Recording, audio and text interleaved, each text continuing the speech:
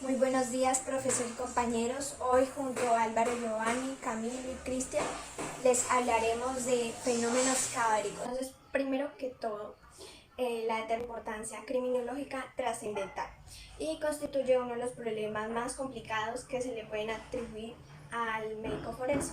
El diagnóstico de la data de la muerte se apoya en los conocimientos sobre el momento de la aparición, evolución cronológica de los fenómenos caóticos, cuyos cambios son influidos por muchos factores que pueden acelerarlos o retardarlos.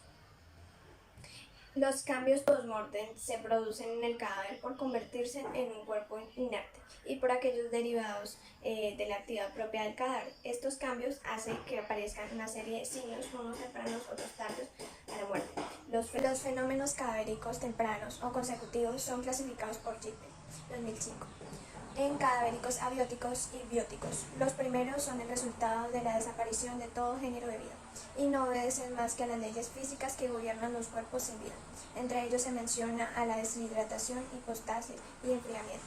Por otro lado, los fenómenos cadavéricos bióticos son diferentes formas de expresión de la naturaleza físico-química que se producen en el cuerpo después de la muerte.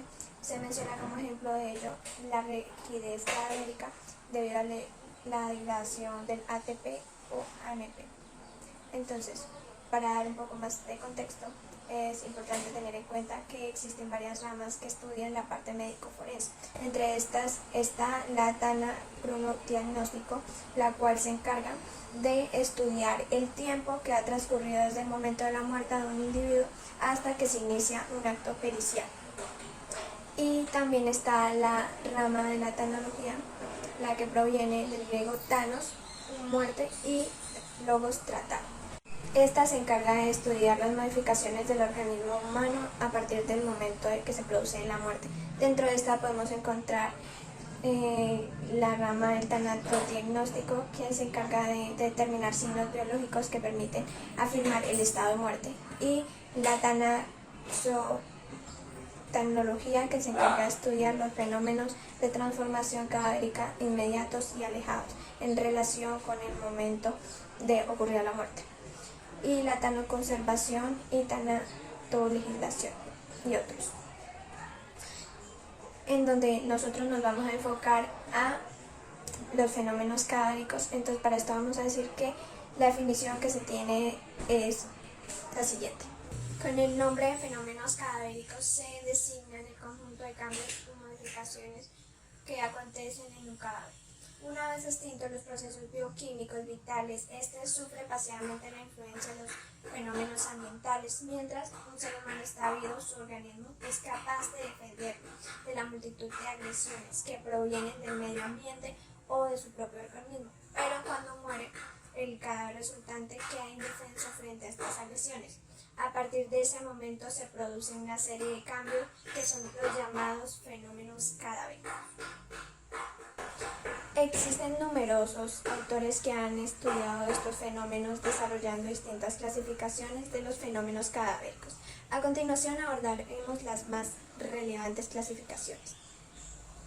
Son las clasificaciones de Borri, de Franchini, de Vargas Alvado.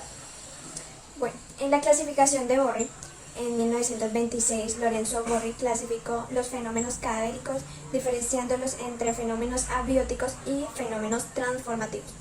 En los fenómenos abióticos encontramos que hay signos vitales negativos, donde están conformados por inmediatos o consecutivos.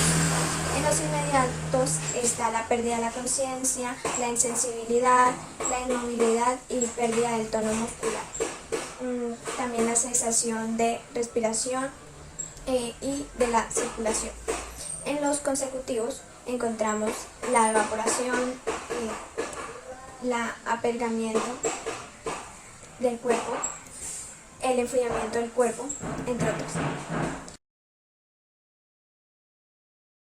En la clasificación de Bouchot, en el año de 1883, Eugenio Bouchot desarrolla una clasificación en la que diferencia los fenómenos cadavéricos distinguiendo entre signos inmediatos y signos mediatos. En los signos inmediatos encontramos que son los que hacen posible diferenciar entre muerte verdadera y muerte aparente, y los signos inmediatos son los que se manifiestan posteriormente como consecuencia de la muerte.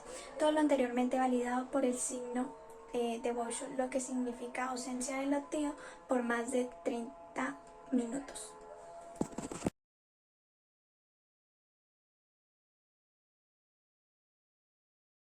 Les voy a explicar la acidificación de los tejidos.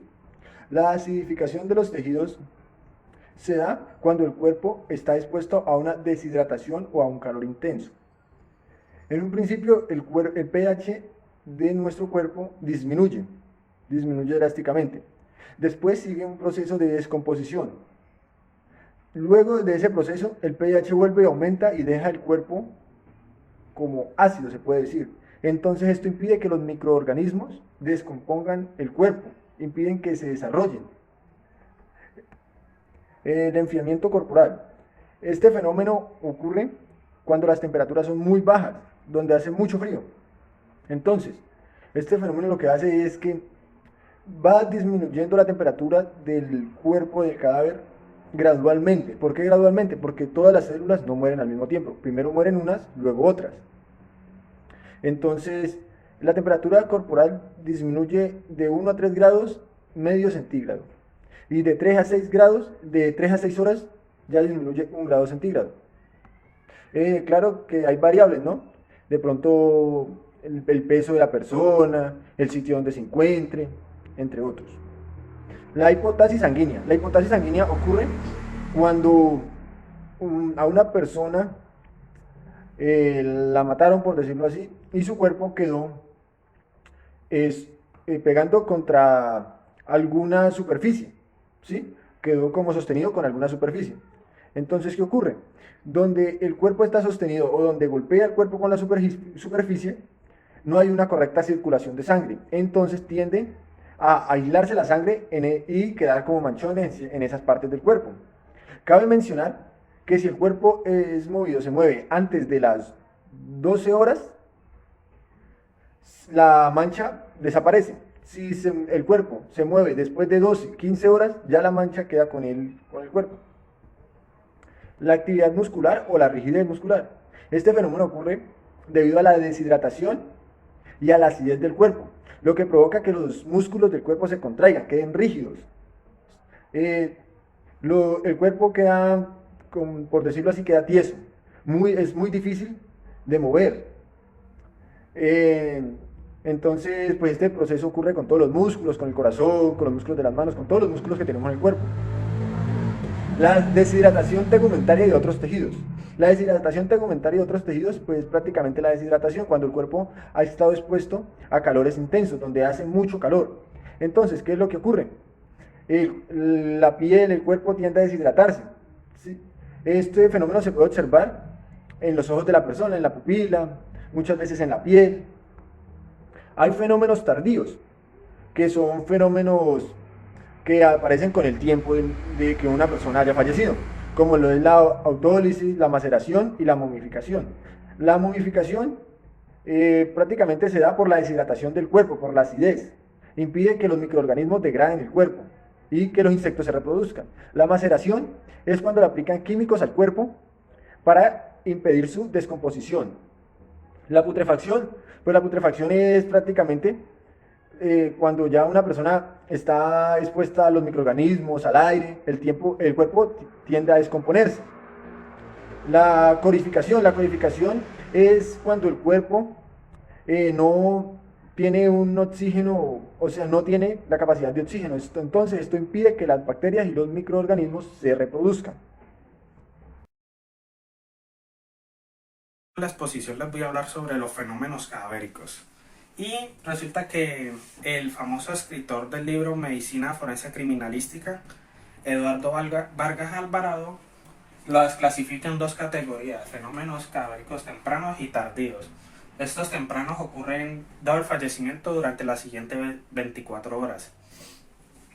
Para empezar tenemos la acidificación tisular, que es la acidificación de ciertos tejidos del cuerpo, formando estas manchas amarillentas pues en las distintas partes del cuerpo. En segundo lugar tenemos el enfriamiento cadavérico, que es la pérdida de temperatura que sufre el cadáver dado el fallecimiento, ¿listo? Tenemos la deshidratación cadavérica, que normalmente pues se puede hacer notar en el glóbulo ocular, específicamente en la esclera, en la parte blanquita del ojo, ¿listo? Esto se nota gracias a una mancha negruzca que aparece, la cual se llama mancha esclerótica. Continuamos. Tenemos las livideces o hipóstasis, que no son más que manchas rojas, como lo vemos en esta imagen, producto de los fluidos corporales que se van acumulando en la zona base del cuerpo. Por ejemplo, si tenemos un cadáver en una posición de cúbito dorsal, pues estos fluidos se van a ir hacia la espalda, como lo podemos ver en esta imagen. ¿Listo? Tenemos la rigidez cadavérica, que se da por partes, digámoslo así. Por ejemplo, primero se da en los grupos de músculos más pequeños, después en los medianos y después en los grandes. Normalmente se nota en la cara y en las manos, que es donde tenemos los grupos más pequeños. Tenemos el espasmo cadavérico, que se suele confundir con la rigidez cadavérica. ¿Qué pasa con este espasmo? ¿Qué los diferencia? Que este espasmo se da en personas que son conscientes de que la muerte es inminente. Y es normalmente se hallan en muertes de características violentas. Y estas no, por ejemplo, la rigidez dura 24 horas. Esta a la hora ya se va perdiendo el efecto. Continuamos. Tenemos fenómenos cadavéricos tardíos, que se subdividen en fenómenos conservadores. Por ejemplo, acá tenemos la momificación, que se da debido a diferentes factores, ya sean ambientales, geológicos y hasta nutricionales. Esta se caracteriza por la conservación de la piel en el estado esquelético del cuerpo, y se da también por la deshidratación, y más que todo se da en climas secos, por ejemplo en Egipto. Tenemos la adiposidad, que es una especie de cera producto de ciertos residuos, y es como una especie ¿de qué? Debido a la grasa corporal. También tenemos la corificación, que es la de envío de ambientes herméticos, y se da normalmente es como un embalsamiento natural, y se da normalmente en recintos cerrados, lugares donde entra poco oxígeno. Y para continuar tenemos los fenómenos cadavéricos tardíos, fenómenos destructores, que son la putrefacción, que es la descomposición en un estado avanzado, donde se caracteriza pues por el aspecto de la piel y por el olor. Esta putrefacción normalmente se empieza por la fosa ilíaca, y por ahí se puede ir notando. También tenemos la antropofagia cadavérica, que es lo que estamos viendo actualmente en el semestre con entomología, que es cuando el medio ambiente ya entra a jugar parte de esta descomposición. Y por ejemplo, en las zonas blandas del cuerpo, muchos, ya sean aves, insectos, las distintas familias de los edíperos, pues empiezan a comerse estas zonas blandas, y pues aceleran la descomposición. ¿Listo? Y pues no sería más, profe. Muchas gracias y hasta luego.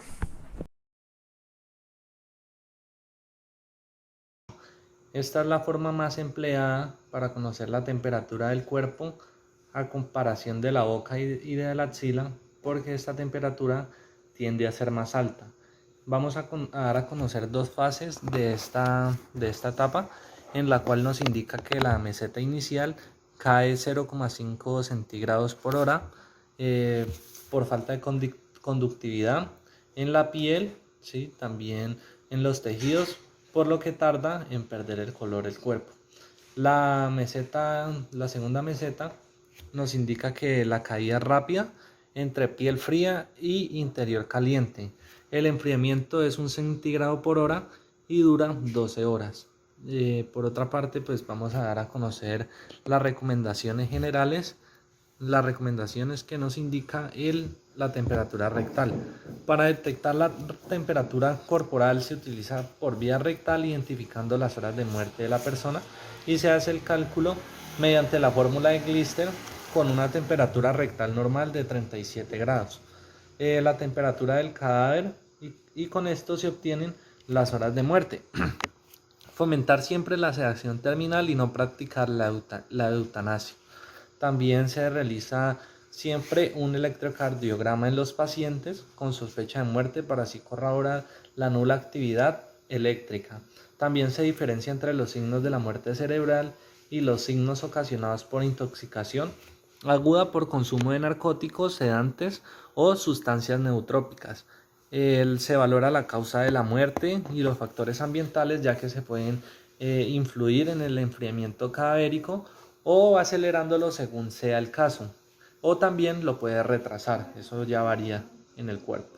Se utiliza con mayor frecuencia el normograma de Jensen, ya que se tendría el diagnóstico de la muerte más preciso. Se diferencia entre causa de muerte violenta con la presencia de antropofagia cadavérica.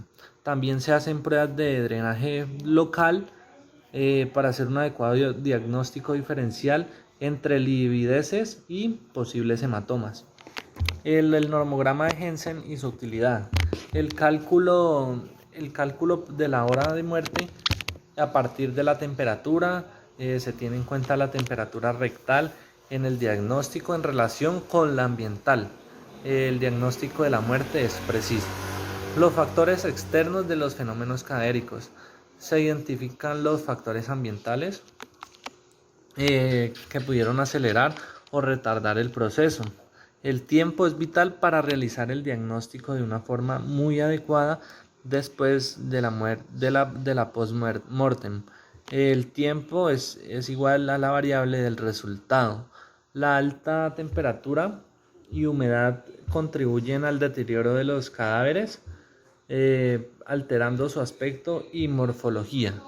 Un claro ejemplo de esto es cuando una persona de pronto fallece en el Polo Norte, que va a tardar mucho más en descomponerse a comparación de un clima cálido. Pongamos un ejemplo, una ciudad acá en Colombia.